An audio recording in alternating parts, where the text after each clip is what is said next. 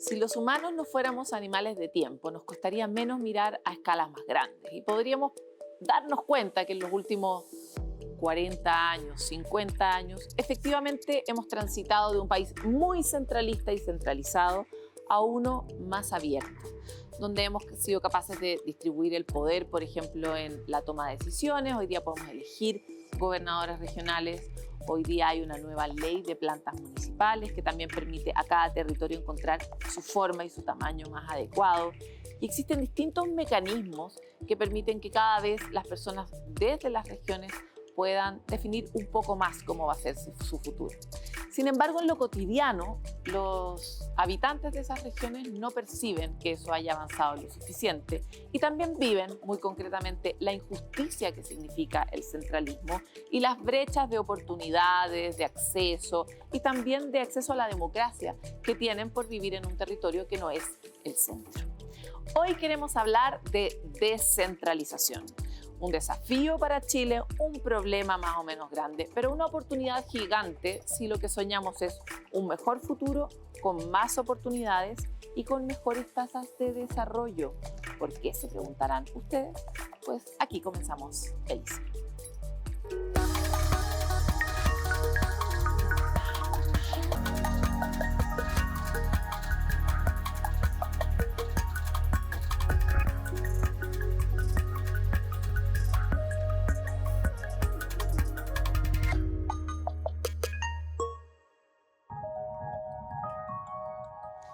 Como anticipábamos, la descentralización es un tema que nos viene acompañando hace mucho tiempo, una conversación que es una especie de yunque, porque no terminamos de destrabar por razones políticas, por razones de poder, y porque no es tan fácil reorganizar el país. Este tema de la descentralización cuesta empujarlo y reorganizar las formas que han dado pie al desarrollo de Chile como lo conocemos. Por eso hoy queremos hablar con tres grandes actores que nos pueden ayudar a mirar desde otra manera este tema. Bienvenidos los tres. Quiero presentar a Federico Arenas, académico de la Facultad de Geografía de la Universidad Católica. Bienvenido. Un gusto, muchas gracias. También estamos con Víctor Hernández, secretario ejecutivo del Comité Interministerial de Descentralización de la SUBDERE, la Subsecretaría de Desarrollo Regional. Bienvenido. Gracias, Paloma. Bueno, gracias. Y estamos con Antonio Walker, presidente de la Sociedad Nacional de Agricultura, una industria que está fuertemente marcada por esta conversación. Así que, bienvenido. Muchas gracias, Paloma, por la invitación. Primero quisiera invitarlos para que nos soltemos un poco y también comprendamos desde dónde mira cada uno de ustedes a hacer un juego. Les vamos a proponer una pantalla de conceptos y ustedes deberían elegir alguno que de alguna forma los interprete o les parezca importante. Ustedes me van a contar por qué les pareció ese concepto relevante y los conceptos son desarrollo, productividad, conectividad, equidad, oportunidades, coordinación, visibilización, vinculación. Y quiero partir contigo, Federico. Gracias.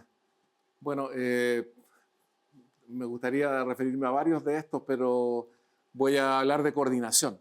¿Por qué? Porque yo pienso que el principal desafío cuando hablamos de descentralización es o tiene que ver con cómo coordinamos una transformación en la manera en que tomamos las decisiones. Básicamente estamos hablando desde un Estado como Chile que es centralista, siempre fue centralista, que escabulló alguna posibilidad de una estructura más descentralizada o federal ya, hace 2 siglos, y que sigue desafiado a una transformación en la manera en que se toman las decisiones. Entonces, creo que lo esencial allí es cómo, a partir de un cambio que está en camino, ya usted lo mencionó, estamos en esto hace un rato, podemos mejorar la coordinación para asegurar que las decisiones que tomemos en un esquema más descentralizado sean más eficientes que las que se toman actualmente. Y es que hay una razón bien concreta que está desarrollada, está relacionada con el nombre del organismo que usted representa, y es que la descentralización está relacionada con el desarrollo no solo regional, sino del país. Por lo menos cuando uno mira el modelo de los países desarrollados, tanto en el esquema de decisiones como en la distribución, por ejemplo, presupuestaria, hay un modelo un poco más descentralizado que tiene que ver finalmente en términos materiales con cómo eso se ejecuta en el territorio, con las posibilidades que tenemos de construir más ágilmente, responder más ágilmente. Y por lo tanto me encantaría saber cuál es su concepto. Gracias, Paloma. Bueno, muy asertivo porque mi concepto elegido es el desarrollo. Represento en esta oportunidad a la Subsecretaría de Desarrollo Regional y Administrativo, quien desde el Estado es el organismo que busca impulsar todas las reformas legales y administrativas que permitan generar desarrollo económico, social y cultural en función de apoyar significativamente a los municipios y a los gobiernos regionales. Desde el retorno a la democracia, la descentralización es un tema que ha estado puesto en la palestra de la mayoría de las candidaturas presidenciales y de las distintas candidaturas a nivel nacional, parlamentaria, presidencial, a nivel regional con los intendentes que antes eran delegados, ahora los gobernadores regionales electos. Pero nos cuesta. Y los alcaldes y los concejales. Por lo tanto, el desarrollo es el objetivo que debiese buscar la descentralización para generar bienestar en las comunidades que habitan esos territorios. De todas maneras. Por lo tanto, el desarrollo es mi concepto elegido. Antonio. Bueno, para mí es re fácil, voy a elegir productividad, porque la verdad es que me he dedicado a la agricultura desde el año 86, me fui a vivir al Maule, a hacer agricultura, específicamente a hacer fruticultura, y veo cómo la productividad puede ayudar muchísimo a descentralizar Chile. Bueno, por de pronto está la minería, ¿no es cierto?, en el norte, pero también tenemos 5 sectores bioproductores que son muy importantes, como la agricultura, sector forestal, pecuario, acuícola y pesquero, ¿no? Esos 5 sectores bioproductores que producen alimentos y fibra, que exportan más de 30.000 millones de dólares, que son recursos renovables, que son muy intensivos en mano de obra, ayudan muchísimo a que estas regiones se puedan desarrollar y generar muchas oportunidades, ¿no? Entonces vemos cómo la agricultura está desde Arica a la Patagonia. Hoy día producimos cereza en Chile Chico, en la Patagonia, ¿no? Y vemos cómo esta agricultura grande, fuerte, pujante, humana, sustentable, se ha ido posesionando en las distintas regiones de Chile, y cada especie y cada variedad con sus características particulares en cada una de las regiones de Chile. Antonio, lo que tú planteas además plantea un asunto, una verdad que es irrefutable, y es el hecho de que en un país como el nuestro, cuyos recursos naturales están distribuidos territorialmente, uno no puede centralizar esos recursos. Es una obviedad, pero en el fondo hay cosas que son de naturaleza descentralizada, y por lo tanto la conversación sobre descentralización habilita o entorpece el desarrollo productivo de esos mismos sectores. Correcto. Bueno, todos estos sectores que acabo de nombrar se desarrollan en las regiones, y es súper importante que cada región cree todas las condiciones habilitantes para que estos sectores, ¿no?, puedan expresar su máximo potencial. ¿Y en qué se traduce al final todas estas exportaciones? Pues estos sectores exportaron, si incluimos la minería, más de 100.000 millones de dólares en mucho empleo, ¿no? Y eso hace que podamos mejorar la calidad de vida en las regiones donde en los sectores rurales hay 3 veces más pobreza multidimensional que las grandes ciudades. De todas maneras. Bueno, estos son algunos de los elementos que vamos a abordar en este capítulo, porque existen correlaciones directas entre centralismo y desigualdad, por ejemplo. Son cosas que no son tan obvias, pero que nuevamente tienen efectos muy materiales en la vida de las personas, como bien han esbozado ustedes en sus primeras respuestas, pero yo los quiero invitar a profundizar nuestra conversación en la mesa. Gracias.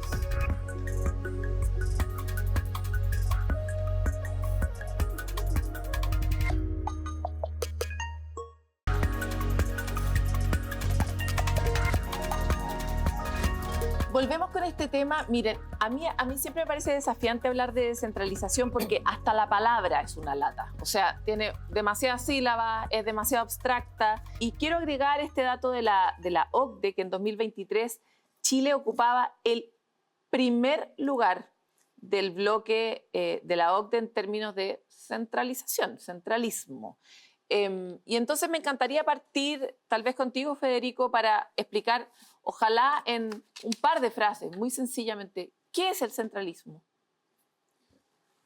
Yo creo que corresponde a una forma de toma de decisiones que está marcada por una relación centro-periferia, vamos a decir. ¿Ya? En la mayor parte de los países latinoamericanos, el centro suele ser la antigua capital en el momento de la independencia y que se refuerza a medida que empieza a instalarse en el centro de la cuestión económica, por ejemplo. Desde el centro se colonizó, una vez independiente el país, el resto del país, se avanzó en la cuestión productiva hacia el norte, el sur, se reforzaron estructuras, y entonces se nos quedó esta forma de decidir, ya como en un único foco el destino futuro de la totalidad del territorio nacional. Y eso tiene, en ese momento de la colonización económica, la consolidación del país, tenía un montón de ventajas. Obviamente quedar una señal única, definir las fronteras, diferenciarse del vecino que también se independiza, etc. Pero hoy día eso presenta una serie de dificultades, que la acaba de mencionar aquí mi colega Walker, cuando dice que las regiones tienen que habilitar condiciones para el desarrollo. En el fondo lo que está diciendo es que habrá decisiones que van a ser más eficientes si se toman a una escala distinta que la escala país. Claro, porque ¿Ya? cuando uno toma la escala país, mucho de lo que está implícito en tu explicación, mira peor, entiende peor la complejidad y la diversidad. Por supuesto, si yo no conozco el territorio, esta conversación se vuelve muy popular en épocas electorales justamente porque aparecen candidatos que nunca habían ido a los lugares donde se están postulando. Y también se hacen promesas que son a veces ridículas. Recuerdo una anécdota, haber estado en el norte de Chile a propósito de las conversaciones sobre descentralización y la gente me decía, pero si aquí nos construyen plazas sin techo. Yo que no soy de allá, la miré así y me tuvo que explicar. Si una plaza de niños de juego aquí no tiene techo, los niños se nos queman. No podemos no hacer una plaza con techo. Esa forma parece ridículo, ¿no? Pero son cosas muy concretas que afectan mucho a las personas y me encantaría conectarlo con lo que plantea Federico y avanzar un poco a por qué es un problema para el desarrollo actual. Ese fue un modelo que nos sirvió en el pasado. ¿Por qué no nos sirve en el presente? Aquí, por favor, interrúmpanse si quieren, pero parto contigo. Bueno, efectivamente, tal como lo mencionaban varios de ustedes, existen algunas correlaciones importantes entre algunos conceptos. Por ejemplo, la descentralización con las desigualdades, que las desigualdades en Chile vienen siendo muy potentes de acuerdo a varios estudios de Programa de Naciones Unidas para el Desarrollo, el BIC, la OCDE, etc. Y finalmente se reproducen situaciones que tienen que ver con el centralismo y la concentración. Por ejemplo, la región metropolitana de Santiago concentra más del 40% de la población, concentra más del 40% del empleo, del Producto Interno Bruto. Sin embargo, en la misma región metropolitana, por ejemplo, uno tiene índice de desarrollo humano como Vitacura, que es un correlato del IDH, índice de desarrollo humano de Noruega, por ejemplo, y recorre 20, 30 minutos en automóvil en alguna comuna de la región metropolitana y se encuentra con un índice de desarrollo humano similar a Zimbabue. O viaja a regiones como a los lagos, en San Juan de la Costa, también con IDH súper distintos a comunas y regiones que tienen niveles de desarrollo superior. Por eso mi concepto al inicio era la temática de desarrollo. Por lo tanto, y además se reproduce de que regiones o comunas que son pobres tienen administraciones con pocos ingresos. Claro. Por ejemplo, la región de la Araucanía, que es muy pobre desde el punto de vista de la pobreza por ingresos, pero también la pobreza multidimensional, tiene administraciones municipales que captan pocos ingresos propios permanentes y por lo tanto hay que impulsar políticas públicas que permitan redistribuir de mejor forma los ingresos, los talentos regionales, etc. Entonces hay que avanzar en descentralización política, administrativa y fiscal. Pero para que alguien tenga más poder, alguien tiene que soltar ese poder. Y eso me lleva un poco, aparte de lo que tú planteabas en tu primera respuesta, que es como que las regiones desarrollen incentivos, pero si las regiones no tienen el poder para desarrollar los incentivos, la posibilidad es baja. Es muy baja. Entonces, ¿cómo viven ustedes en términos materiales el centralismo? Mira, a ver, esta conversación es súper amplia y profunda, pero yo también quiero agregar a las diferencias que hay, hacer una diferencia entre los sectores urbanos y rurales, porque Chile es muy rural. Sí. Chile tiene 163 comunas rurales de un total de 345, ¿no es cierto? Tenemos un 30% de la población que vive en las comunas rurales. El sector rural tiene una cobertura en la superficie del país de más de un 85%. Entonces, tenemos que ir entendiendo las diferencias que tenemos. Entonces, yo quiero hacer esta separación entre el mundo rural y el mundo urbano. Santiago no es Chile, yo siempre digo eso, ¿no? Y entonces, súper importante tener un conocimiento profundo de la realidad de los distintos sectores o regiones para tomar buenas decisiones, ¿no? Entonces, porque cada región tiene características muy particulares y siempre estas decisiones tienen que partir tomando en cuenta la realidad de la región por los que habitan la región. ¿Pero lo hacen? No, no lo hacemos siempre. Fíjate que me tocó ir a la Universidad Católica la semana pasada a hacer una clase muy entretenida. Habían como 300 estudiantes, todos con muchas inquietudes, y uno me metió en el tema de la Araucanía, ¿no? Y los pueblos originarios. Bueno, yo le pregunté, ¿de dónde eres tú? Bueno, yo soy de la Araucanía, me dijo él. Entonces, la solución tiene que venir de tus 3.000 comunidades, ¿no es cierto?, de pueblos originarios, de los que habitan la región, y ustedes sean los que puedan proponer, ¿no es cierto?, una solución para terminar el conflicto, ¿no es cierto?, entre los pueblos originarios y el Estado de Chile, etc. Entonces, yo vivo en el Maule, lo dije en delante, una región maravillosa, hace más de 30 y tantos años, y hay poco contacto con la autoridad regional, ¿no? Hay poco contacto también entre el sector privado y el sector público. Muy importante, a mí me tocó estar en el servicio público y me ha tocado estar en el sector privado, entender cómo uno desde el sector privado entiende el Estado de Chile y cómo también desde el mundo político y público se entiende el rol del sector privado. Entonces, todos estos mundos hay que mezclarlos, ¿no? Y abordarlos y entender la postura del otro, pero la decisión tiene que venir fundamentalmente de la gente que habita su territorio. Ya, es que hay varias cosas que se han dicho acá que me parecen importantes porque la dinámica urbano-rural también es una dinámica centro-borde. Sí, También es la misma dicotomía expresada de otra manera. La dinámica Vitacura y la comuna a la que estabas aludiendo, que puede ser cualquiera, que nos podamos imaginar, también es una dinámica centro-borde, de otra manera. Y cuando decimos que Santiago no es Chile, nuevamente. Y cuando decimos que las decisiones se toman en 2 cuadras, nuevamente. Entonces, estamos viendo como las mismas narrativas y los mismos efectos de distintas maneras. Una pregunta que inevitablemente te tengo que hacer a ti, Federico, como parte de la academia, es ¿cuáles son esas trampas que no hemos logrado desarmar para poder avanzar en esta ruta? Porque, como decía yo, para que alguien tome poder, alguien tiene que darlo. El poder no, es como una cosa, como un reloj de arena, ¿no? Cuando está acá, no está acá. o lo distribuye, pero siempre es como la misma cantidad que se queda en la bolsa de alguien. Entonces, ¿cuáles son para ti esas trampas que podríamos abrir? Yo creo que la principal trampa es la desconfianza, porque ocurre que cuando un Estado toma la decisión, y es exactamente el caso de Chile, de entregar poder, porque la entrega o el traspaso de poder no vino del reclamo de las comunidades regionales o locales. Ha habido ejemplos, Punta Arenas siempre se pone de ejemplo, Valdivia un poco que quedó disconforme desde el minuto que se crea la regionalización en el año 1974. Entonces, pero en grueso la decisión de traspasar poder viene del propio Estado central, digamos, que ve que hay quizás mayor eficiencia en unas decisiones tomadas a una escala distinta que la escala país, ¿ya? Pero no confiamos en esa escala. Pero esa decisión viene siempre acompañada de una desconfianza. Es recurrente escuchar, y yo vengo a un seminario recién sobre agua y territorio, aquí arriba. Un tema que le importa mucho. Que le importa mucho. No podría haber invitado, pero bueno. Para la próxima. Para la próxima. Sigue. En donde se dijo ahí, en ese seminario, como se dice en muchos otros, lo que pasa es que no están las capacidades locales y regionales para, que yo no comparto. Ya, pero ese es el huevo o la gallina.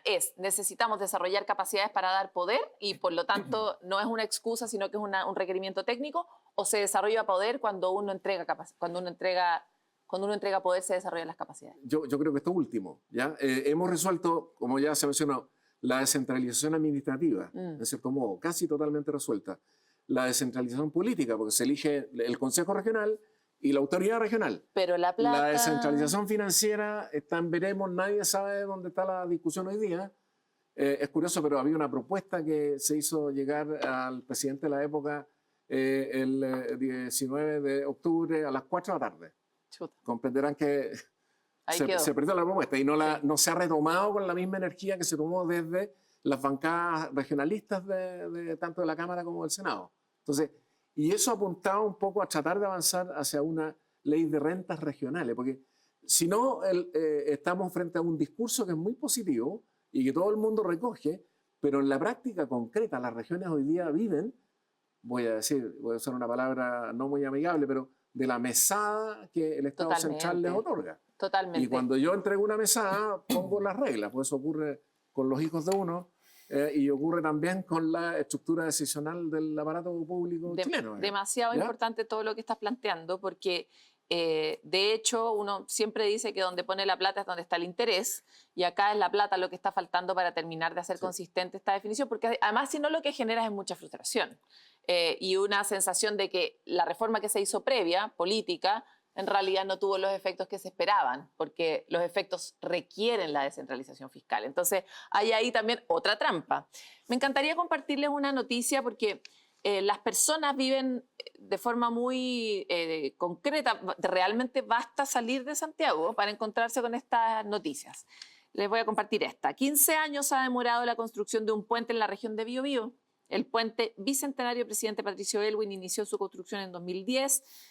Se demolió un antiguo puente que estaba muy dañado por el terremoto. Luego de distintos retrasos, problemas administrativos, la obra sigue inconclusa, afecta el tránsito de mercancías, etc. ¿A qué va esta noticia? A que probablemente si tú le preguntas a las personas, o tal vez si las personas administraran o tuvieran una injerencia más directa en las cosas que ocurren en su territorio, le podrían urgencia a algo que para ellas es urgente. Entonces, siendo tú un representante un poco del que da la mesada, porque no queríamos decirlo de esa manera, pero la Subdere es la gran administradora hacia las regiones de los fondos del Estado. Nos vamos a tener que hacer amigos de Víctor. ¿Eh? Hacer amigos de Víctor y ver cómo Víctor ve el problema de que tiene que soltar la mesada. Mira, la mesada tiene que ir acompañada de otras reglas o otras condiciones, tal como lo mencionaban acá los panelistas. Hay que avanzar, o sea, se ha avanzado. Afortunadamente esto ha venido siendo una política de Estado desde el advenimiento de la democracia. Recordemos que en lo político, por ejemplo, empezamos democratizando los municipios. Pero eso no demoró 3 años. Al inicio elegíamos concejales que elegían a sus alcaldes, luego se repartían periodos y tener elecciones separadas de cédula demoró entre los 90 y el 2004. En lo administrativo, a mediados de los 90 y 2000, se empezaron a transferir ciertas atribuciones.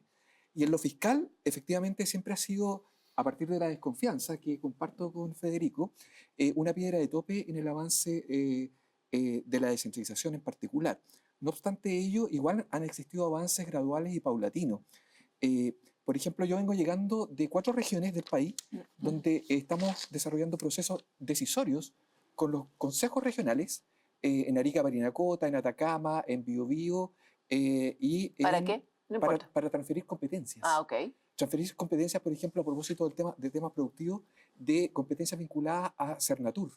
La elaboración y la definición de las zonas de interés turístico, por ejemplo. Que las mismas regiones definan cuáles son sus zonas de interés. Cosas que hacen el nivel central y los niveles desconcentrados o descentralizados funcionales como los Cernatur regionales, lo van a empezar a hacer los gobiernos regionales. Administrar oficinas de interés turístico, por ejemplo.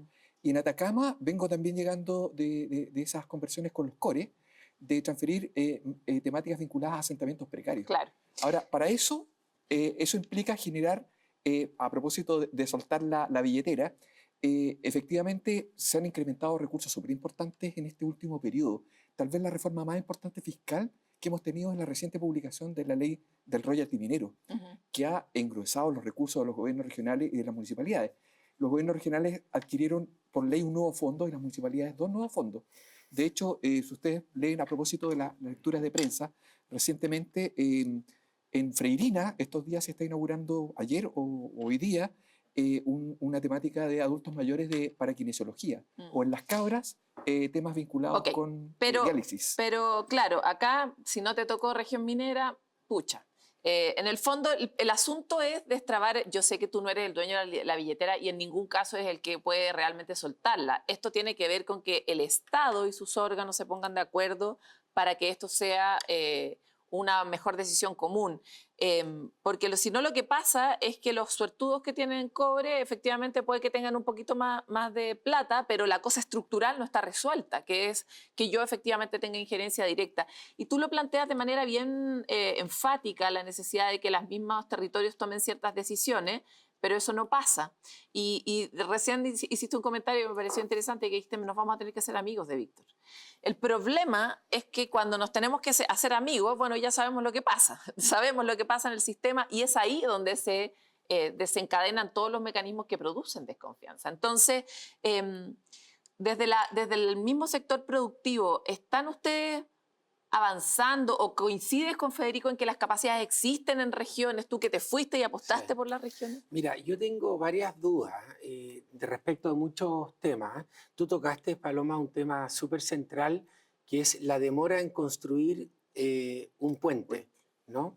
Nosotros lo vemos en regiones, la tremenda brecha que hay entre el mundo rural y el mundo urbano en materia de conectividad, por ejemplo, ¿no?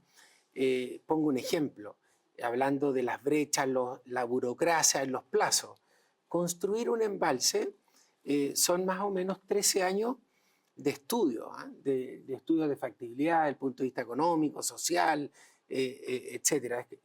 Construir una desaladora son a lo mejor 8 años en estudio. Después pueden pasar 30, 50 años en la construcción. Entonces, claro, uno ve estas tremendas brechas que hay, en mi caso, entre el sector rural y el sector urbano, ¿no? Por eso creamos la Política Nacional de Desarrollo Rural, donde hay una brecha gigante. Entonces, nuestra labor es acortar estas brechas, ¿no? En materia de infraestructura física, en materia de infraestructura digital, en educación, en salud, no. Entonces, ¿pero ustedes ven a la descentralización como una forma de acortar las brechas? Por supuesto que sí, ¿no es cierto? En la medida que nosotros le demos más autonomía a las regiones, vamos a tomar mejores decisiones, ¿no? Y a mí me preocupa, y hago la pregunta también al panel, esta figura del delegado presidencial y el gobernador. Bueno, sí, es que esa es como un quiste que nos quedó en la reforma. ¿No es cierto? Porque yo tuve un jefe que se llamaba Sebastián Piñera, que me decía responsable, plazo y presupuesto, ¿no? Entonces yo veo que un poco se diluye. Yo sé que son Federico y Víctor funciones distintas, ¿no? Pero no sé si ha ayudado. Bueno, es que es una de las discusiones que está planteada, porque muchas personas tal vez no saben que además de tener un gobernador regional, tenemos un delegado presidencial y de alguna forma separó la antigua figura del intendente, ¿no? Vamos a volver con esta conversación. Yo sé que es súper compleja y de alguna forma nos parece estar un poco en el día de la marmota, pero hemos avanzado y podemos avanzar más. Así que venimos enseguida después de esta pausa.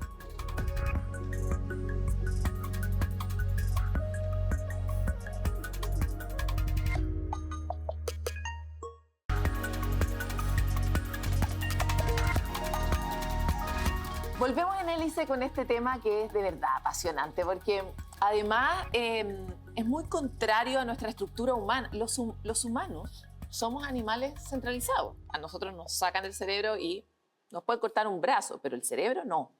Y quisiera volver contigo, Federico, a ver qué opinas de esto del delegado y del gobernador. Bueno, yo creo que son dos funciones diferentes. Probablemente no se entienden a cabalidad a la primera mirada que uno le da, digamos. El delegado tiene una función de gobierno interior y será el responsable de si los carabineros van o no van a cuidar un partido de fútbol. Ya estoy simplificando la tarea, digamos. Pero el gobernador o gobernadora es responsable del desarrollo de la región. Y en esa tarea, claro, le tiramos una tonelada, un peso, en muchos casos, no manejable. Claro. Porque el presupuesto, ya dijimos, es una transferencia en la práctica concreta, porque probablemente los problemas del desarrollo van a superar ya a la parte que le corresponda del Fondo de Desarrollo Nacional de Desarrollo Regional, y como siempre ocurre, siempre hay menos dinero disponible que el que se necesita o se requiere. Sin embargo, yo creo que una parte del tema se resuelve a propósito de la descentralización financiera, reestudiando el tema de cómo se usan los recursos públicos a lo largo y ancho del país. Hubo un par de impulsos importantes tratando de desconcentrar esas decisiones y se crearon mecanismos, algunos de los cuales sobreviven hasta el día de hoy. La ministra de Obras Públicas hace una semana atrás salió anunciando que acababan de firmar un convenio de programación sustantivo que implica muchos miles de millones de pesos ya en una región en particular. Y ese era un mecanismo que lo que buscaba era poner de acuerdo, o hacerse amigo, como decía Antonio, ya, entre un ministerio y un gobierno regional para financiar una obra que ni el ministerio ni el gobierno regional podían financiar por sí mismos.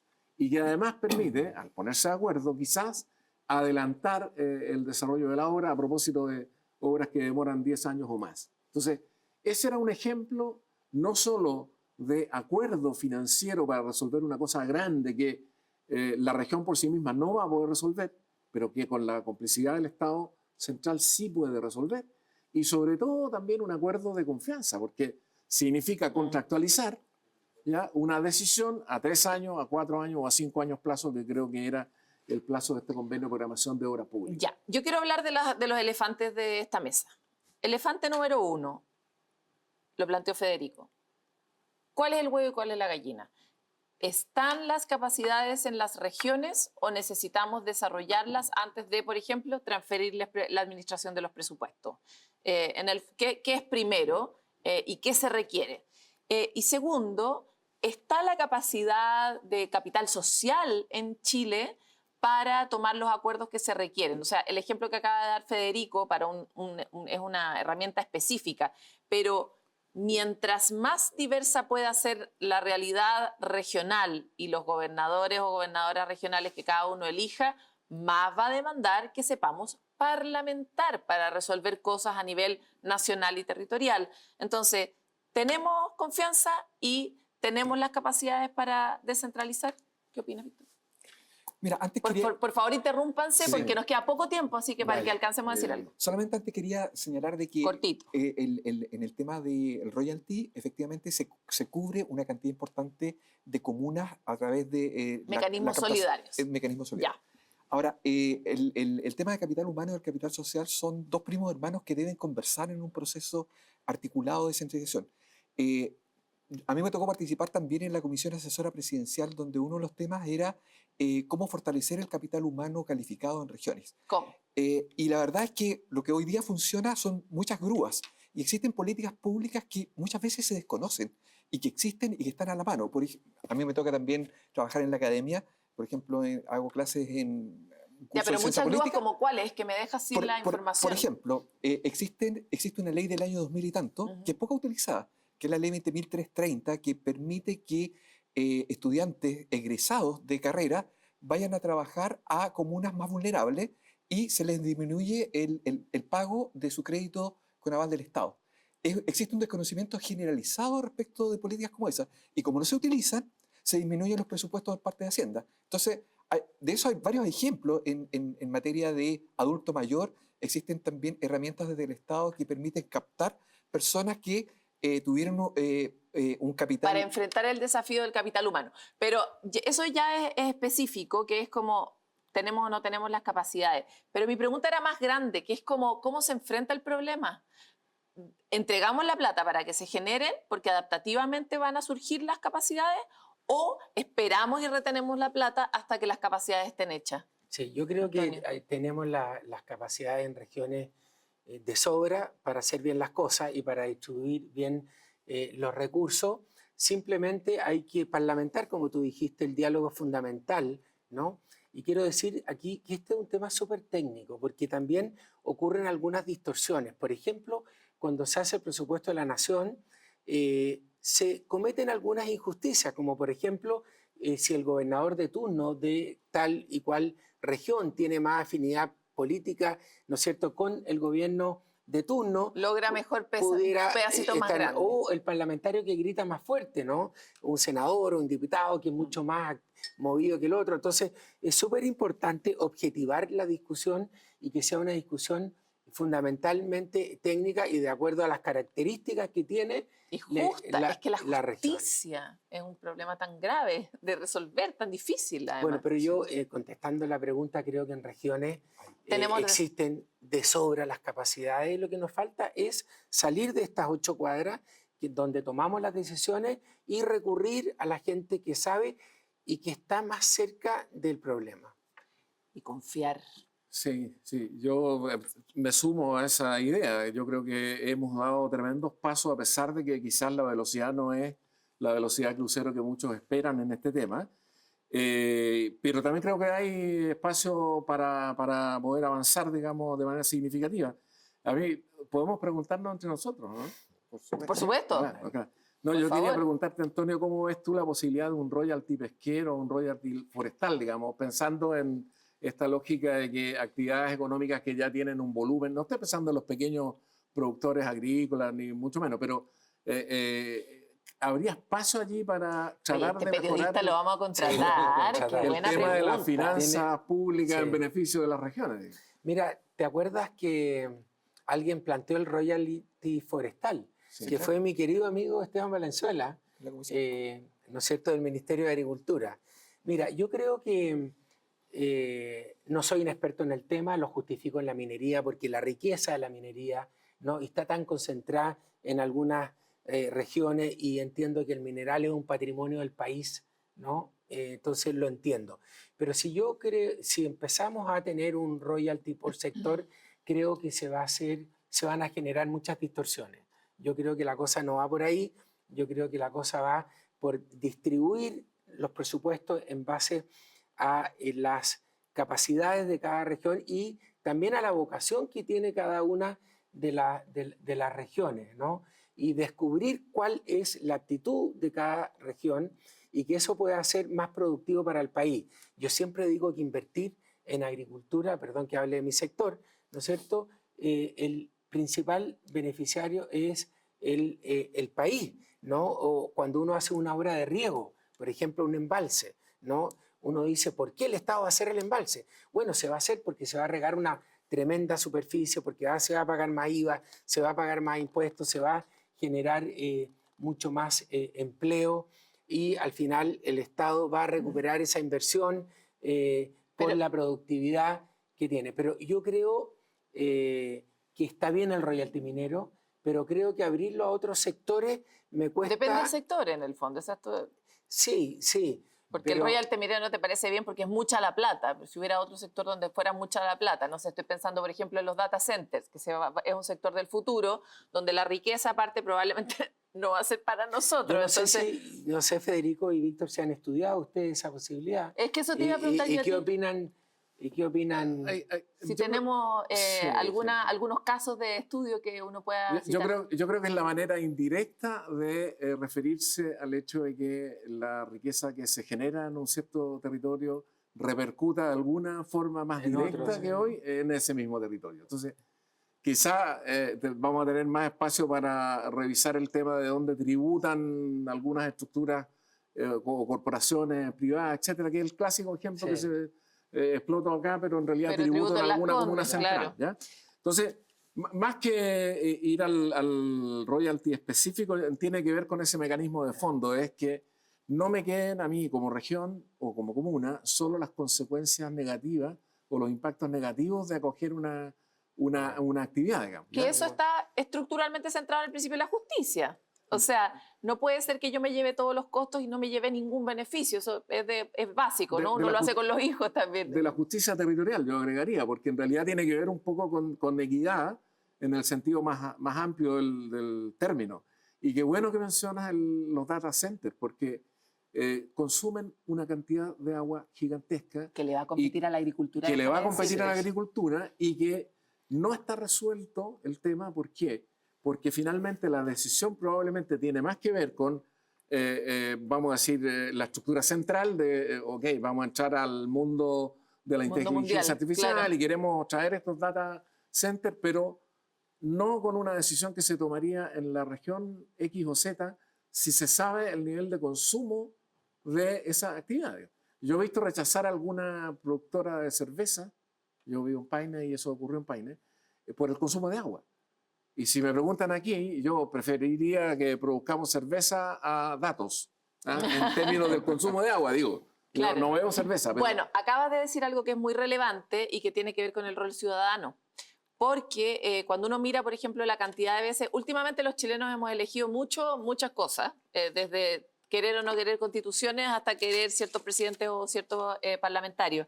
Pero cuando uno lleva la participación ciudadana a una escala un poco más concreta, hay países del norte global que son nuestros grandes referentes de desarrollo, donde los ciudadanos toman muchas decisiones territoriales sobre dónde y cómo quieren tal o cual plaza, por dónde, o sea, cuestiones muy concretas que los afectan directamente. Y la comparación de cantidad de elecciones, ya no tengo el número exacto, pero para ponerles una escala, en esos países eran 1000 y tantas veces al año, no me acuerdo, algo por el estilo, y acá eran, no sé, 40. Era una proporción absurda. Entonces...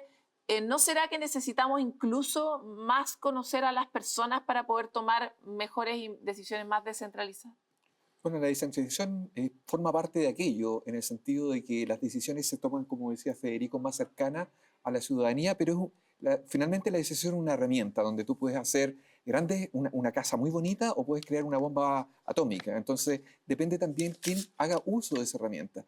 Y hoy día hemos democratizado todos nuestros niveles territoriales. O sea, hoy día elegimos presidente de la República, parlamento, elegimos consejeros regionales y gobernadores, elegimos alcaldes y concejales, y gradualmente se le han ido generando atribuciones, transferencias de competencias. Muy recientemente, como les mencionaba anteriormente, hay varias competencias que están en desarrollo. Ahora, la participación ciudadana es un temazo, porque han ido generándose también herramientas. Está la ley de participación ciudadana que espero se actualice prontamente. En el caso regional, por ejemplo, en las reformas del 2018, los gobiernos regionales no estaban obligados a tener consejos de la sociedad civil.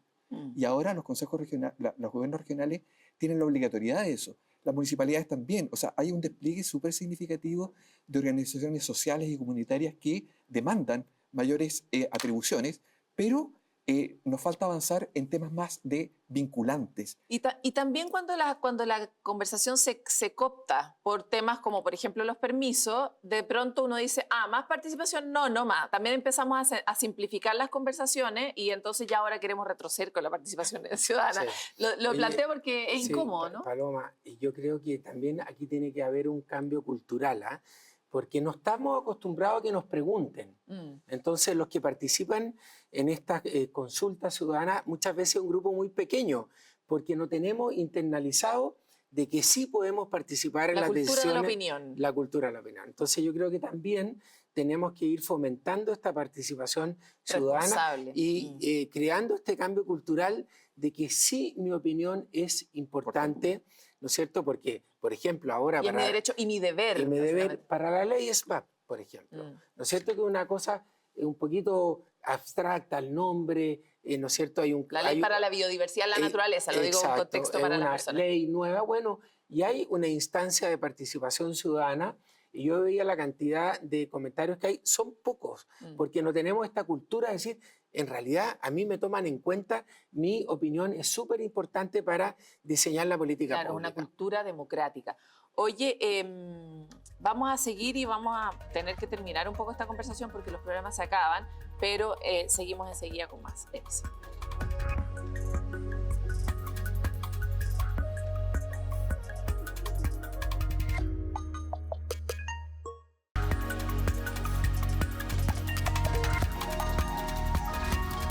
Volvemos con Elise en esta conversación apasionante que es el problema de la descentralización y que necesitamos destrabarlo porque sabemos que si Chile lo hiciera podría avanzar más rápido en algunos sueños colectivos que tenemos como el del crecimiento, por ejemplo. Y es por eso que les quiero compartir algunos conceptos que se han trabajado acá y que de alguna forma tratan de resumir parte de los temas más relevantes que planteamos como desafíos para el país hacia el futuro. La confianza, no solo para la descentralización, sino en general podríamos ampliarla, ¿no? La transferencia, y aquí diría yo, de recursos concretos a la administración de parte de las regiones, la redistribución o conseguir avanzar en la redistribución del poder y de la toma de decisiones son algunas cosas que podrían englobar parte de lo que hemos hablado hoy día, pero quisiera saber si a ustedes se les quedó algo en el tintero relevante en este momento en el que estamos para poder acelerar el tranco en un asunto que efectivamente nos puede abrir las posibilidades. Federico. Sí, me gustaría decir que tenemos una oportunidad importante para que el tema de la descentralización pudiese ser tomado con mayor profundidad desde el punto de vista político. Ya estamos en una época en donde se discuten cosas de futuro y sería muy interesante ver cómo los distintos partidos y las candidaturas se refieren al tema y lo profundizan. Y cómo el próximo gobierno toma esto como algo realmente prioritario y no marginal, como hemos visto alrededor de los procesos de campaña, ¿no? Exactamente. Víctor. Más que me gustaría ver el vaso medio lleno y más que plantear el problema de la descentralización, me gustaría conceptualizarlo como la gran oportunidad que tenemos de generar desarrollo a partir de la descentralización. Y creo que eso nos invita, a propósito de lo que decía Federico, a transitar a una política de Estado que permita mirar avances políticos, administrativos y fiscales con fortalecimiento de los gobiernos regionales y municipalidades de aquí a 10, 15 años, vía escaños de pueblos originarios, vía cuotas de género, vía transferencia de competencias, pero también de servicios públicos y una mayor equidad en la redistribución de los ingresos con decisiones políticas por parte de quienes están más cercanos a la ciudadanía, que son las autoridades municipales y regionales. Víctor abrió la bomba y la dejó ahí, porque ese era un tema para el inicio, pues, Víctor, pero bueno, entonces vamos a tener que hacer otro capítulo. Nos invita de nuevo, Paloma. Oye, Paloma, a mí me gustaría marcar un punto. A ver, primero, creo absolutamente en la regionalización, pero también hacer un llamado a los candidatos presidenciales a cortar las brechas entre el mundo rural y el mundo urbano. Hay una brecha demasiado grande y creo que el mundo rural, que son 163 comunas, también se merece, ¿no es cierto?, las mismas oportunidades en educación, en salud, en conectividad, en materia presupuestaria que el mundo urbano. Yo creo que es un mundo maravilloso, ¿no? Y creo que hay muchas oportunidades en regiones y en la agricultura en particular. Por eso, si acortamos las brechas, vamos a poder reencantar a los jóvenes a que quieran mantenerse en regiones. Bueno, eso que acabas de decir es uno de los grandes dramas del centralismo, y es que la gente tenga que irse para poder hacer su vida. Para cerrar, nosotros tenemos otro juego, y nuestro juego es que ustedes se pidan cosas, porque ustedes son en sí mismas unas personas, pero también son representantes de ámbitos, de la academia, del Estado y del mundo privado. ¿Qué se pedirían cruzadamente para colaborar o acelerar el mundo de las soluciones en la conversación sobre descentralización? ¿Quién quiere partir? Bueno, ¿se quieren parto? Sí. Bueno, a mí me gustaría pedirle a Víctor una distribución justa de los recursos, ¿no? En las distintas regiones. Y a Federico, que creo que la alianza pública, la alianza de la academia con el mundo privado es fundamental para objetivar los grandes desafíos que tenemos en cada una de las regiones. Sí, yo te devolvería la mano diciéndote que me gustaría mucho que tu posición respecto de la regionalización, como le llamaste al final, o la descentralización y la importancia de la escala regional y local, digamos, pudiese ser un poco más conocida, porque hay la idea de que al sector privado, digamos, no le gusta esto de transferir poder porque podrían encontrarse con situaciones más difíciles de manejar que cuando la negociación se abre entre un gremio como el tuyo y el Estado central. Porque yo sé que no es así y por eso me gustaría tu complicidad para poner en valor las posibilidades que tienen las regiones. Que buenísima, son muchas. buenísima invitación. Sí. Víctor. A mí me gustaría pedirle a ambos alianzas estratégicas específicas. Hay ejemplos muy interesantes, por ejemplo, el incendio de Santa Olga en la región del Maule en 2017, que con aporte de la academia, con aporte del sector privado, tenemos escuelas, colegios, consultorios de gran calidad en relación a otros territorios. y por lo tanto la descentralización siempre se ve como que es lo público. Y la verdad que la descentralización sin lo privado, sin el concepto académico de cómo generar instrumentos de planificación, de gestión, etcétera, no tienen validez si no generan sinergia entre los distintos actores. Y sin la sociedad civil. Yo le quiero agradecer a los tres por esta participación. Ojalá que, como muchos capítulos de Hélice, termine fuera de la pantalla, en reuniones entre ustedes. De verdad, han ocurrido muchos encuentros a propósito de nuestro programa y que podamos ser un pequeño aporte en esta ruta común que tenemos por el bien del país. Muchas gracias por estar aquí. Gracias, Paloma. Estas son las cosas en las que no es difícil querer avanzar juntos. Es por eso que quisimos hablar de este tema en Hélice y lo ponemos a disposición de la ciudadanía y definitivamente del próximo gobierno, a ver si en 4 años más tenemos una historia nueva que contar con más cosas a nuestro haber. Nos vemos en otro capítulo de Hélice.